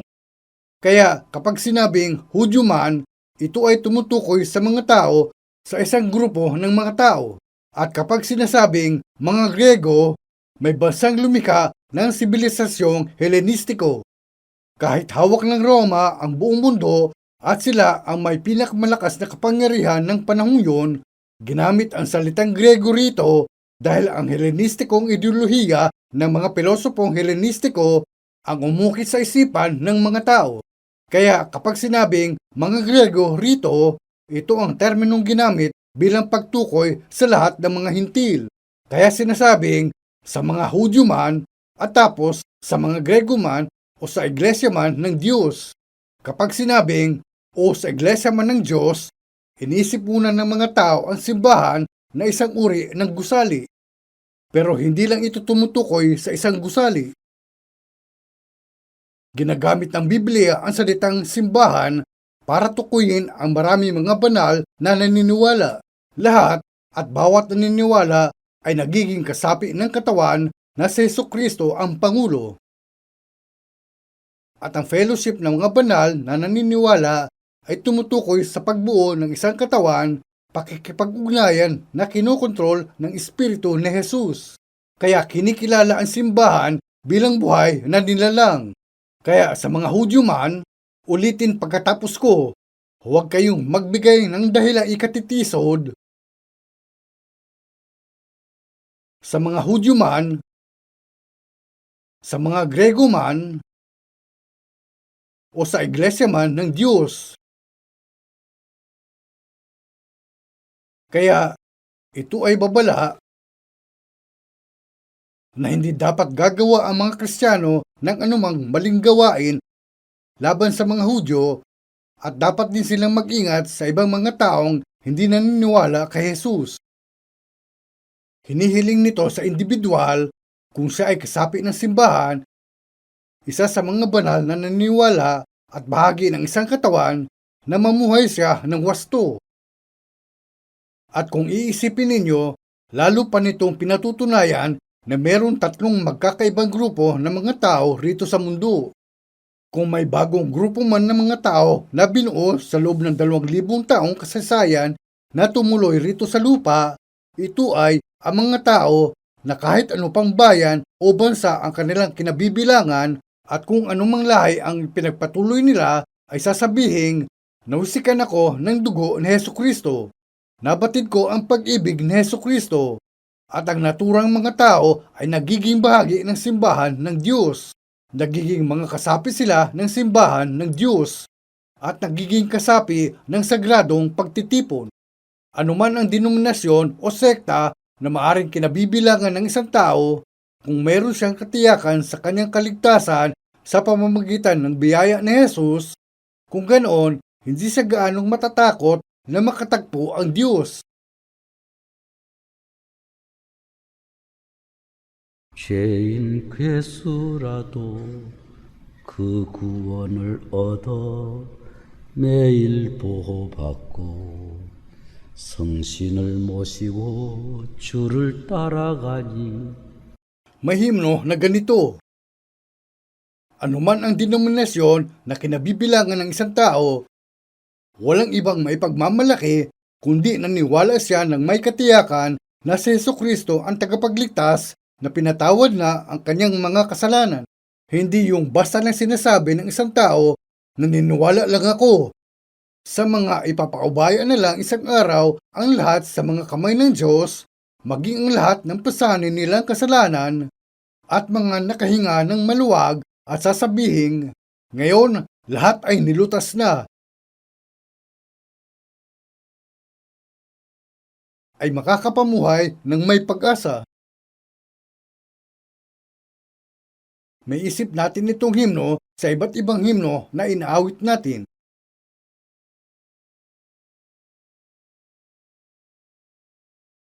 Isang araw, kinatagpo ko ang isang matandang babae na diakonesa sa isang sikat na simbahan. Malubha na siya at bilang na ang mga araw. Tapos, inirefer ako sa kanya at hiniling niya na makita ako. Kaya pinuntahan ko siya. Nang magtagpo kami, sinabi niya, mula noong bata pa ako hanggang ngayon, palagi akong pumupunta sa aking pag-umagang dasal, walang araw na hindi ako nagdarasal. Pero ngayon na malubha na ako at nakahiga na lang, hindi na ako makaalis, ni hindi nga ako makapagsimba. Sinabi niya sa akin itong lahat ng mga maling ginawa niya at tapos sinabing, takot akong tatayo sa harapan ng Diyos. Kaya tinanong ko siya, kailan mong sinimulang maniwala kay Jesus? Sinabi niya, naniwala ako kay Jesus mula pa noong bata pa ako. Kaya itinanong ko, paano ka naniwala nung panahong yun?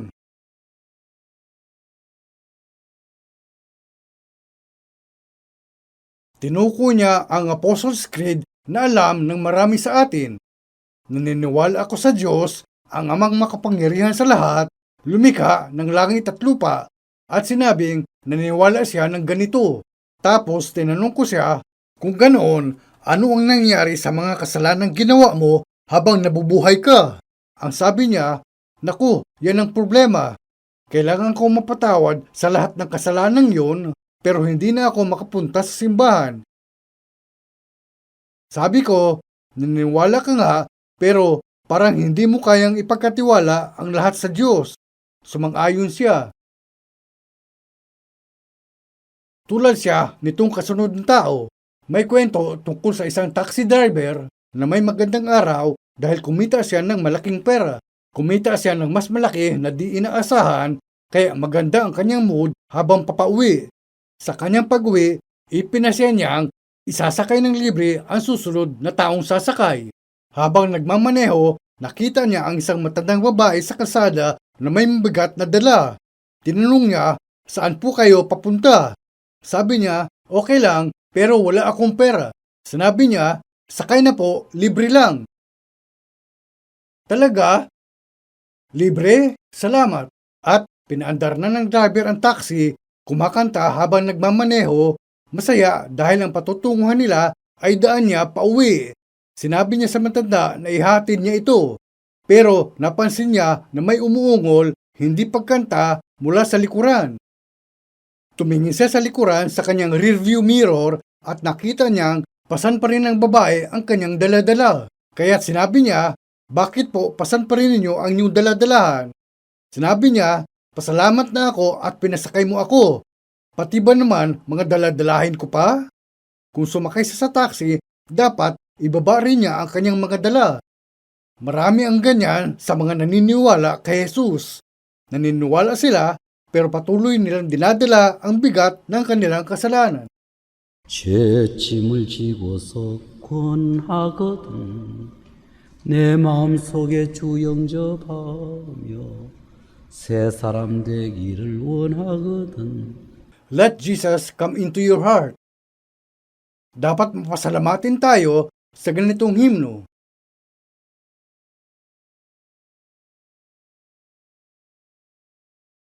At patuloy ako sa pakikipag-usap sa babae. Sinabi ko sa kanya ang tungkol sa pagkamatay ni Jesus sa krus. Tinanong ko rin siya, para kanino ba namatay si Jesus? Patuloy ang pag-uusap namin at sinabi niya, namatay siya para sa lahat ng tao sa mundo. Kung ganoon, namatay si Jesus para sa lahat nang siya ay nasa krus. At tulad sa sinabi mo, namatay siya para sa ating mga kasalanan.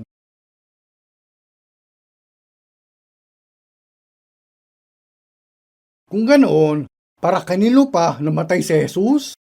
Pero patuloy niyang inilalayo ang punto sa kanya. Kaya sinabi ko, hindi na kayo makapagsimba dahil matanda na kayo, di ba? Yamang malubha na ang inyong karamdaman. Para kanino namatay si Jesus? Namatay siya para sa atin. Oo, kung ganoon, sabay tayong aawit ng himno.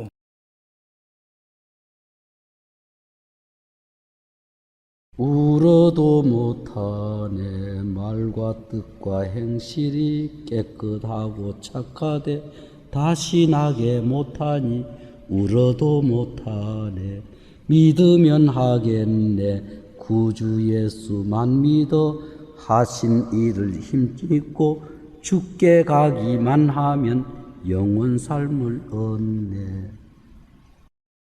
Sabay naming inawit ang mga himno ng ganito ng paisa-isa. Sasabihin niyang, inawit ko itong himno mula bata pa ako.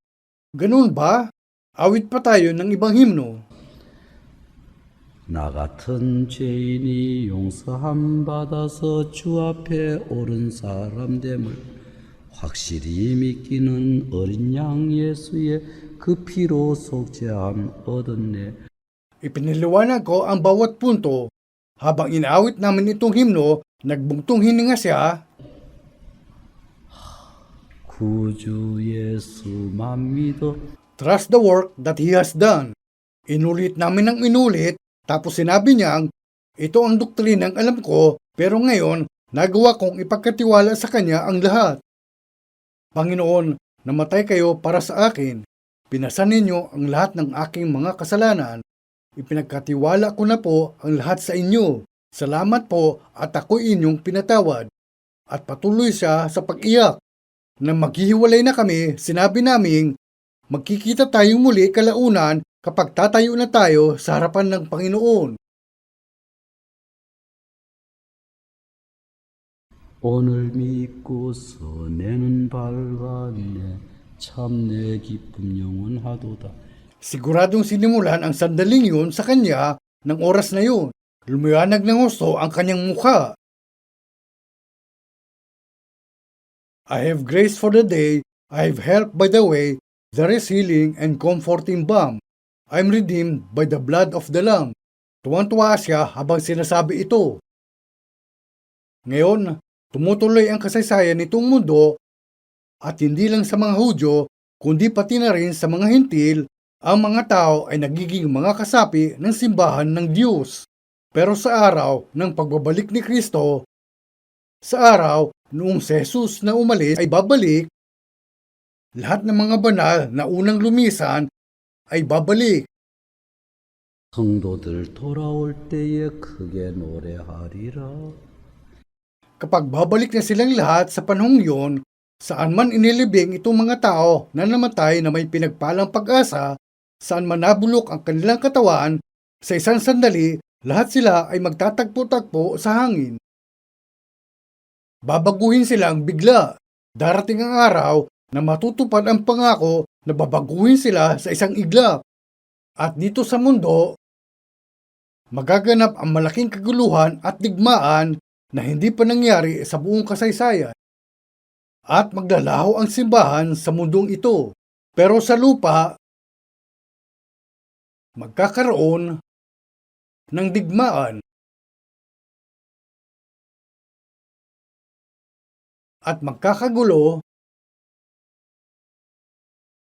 ang mga tao sa gitna ng pagdurusa na hindi nila kontrolado. Sinasabi ito ng Biblia.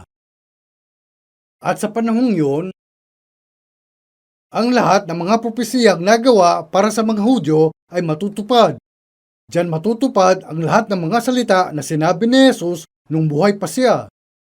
Ang mga salitang datapwat sa Aba na nagdadalang tao at ang nagpapasuso sa mga araw na yaon ay matutupad ng eksakto.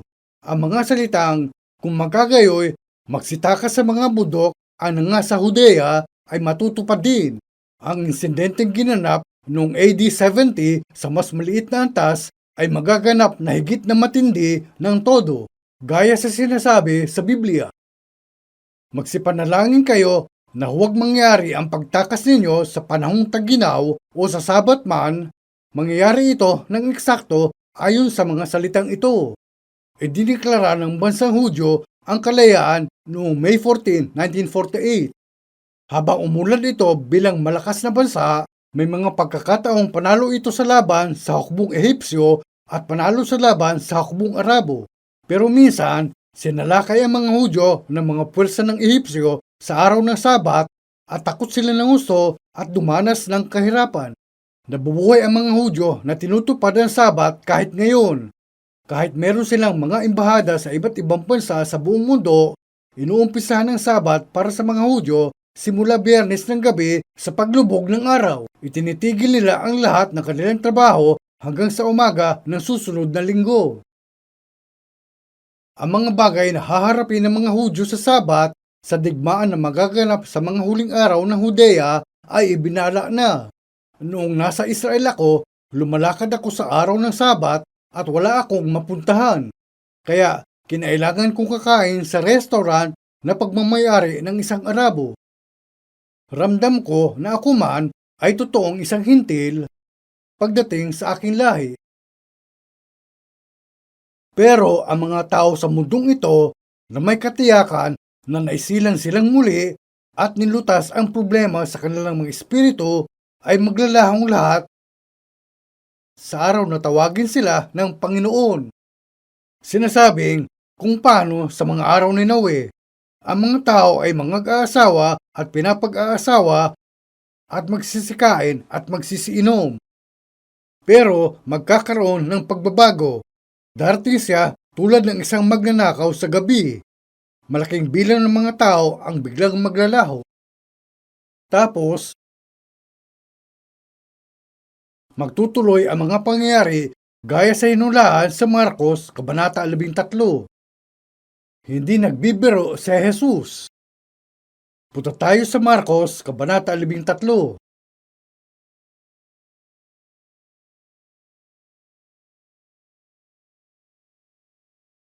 Marcos, Kabanata 13.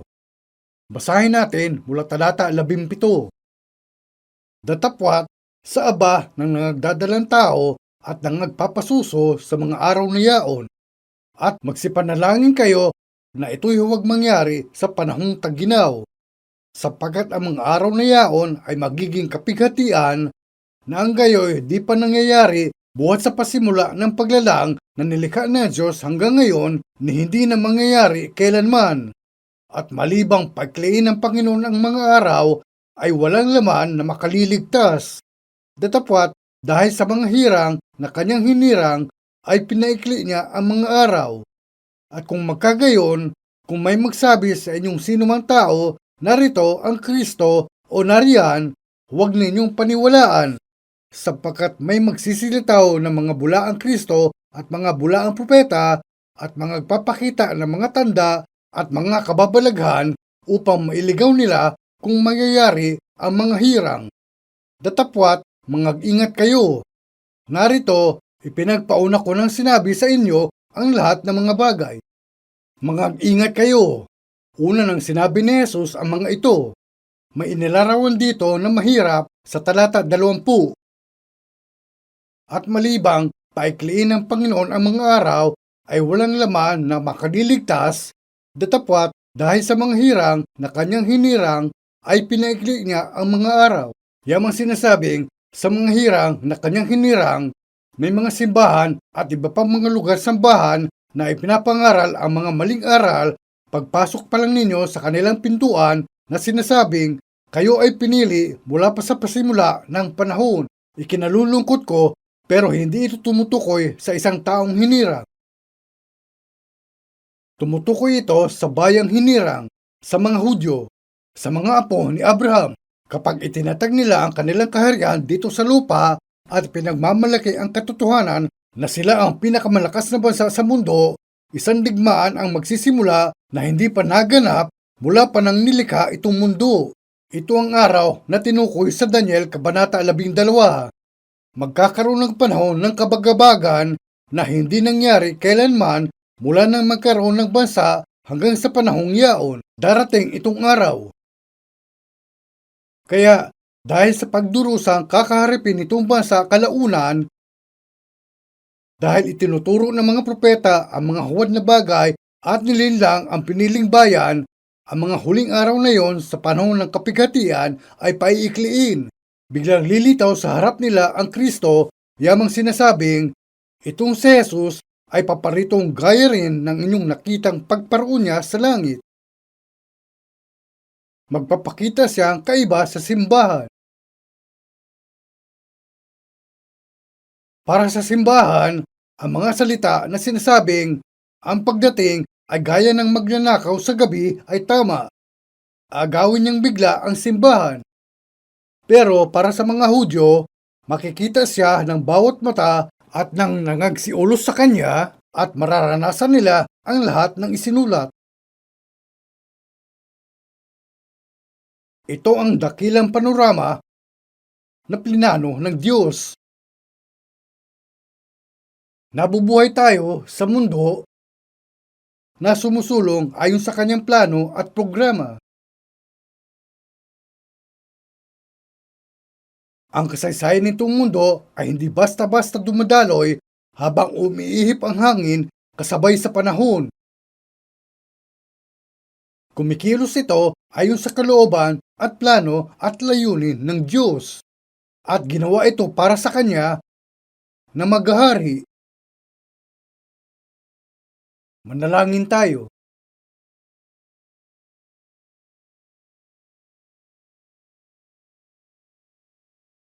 Banal na Diyos, tunay po namin kayong pinasasalamatan.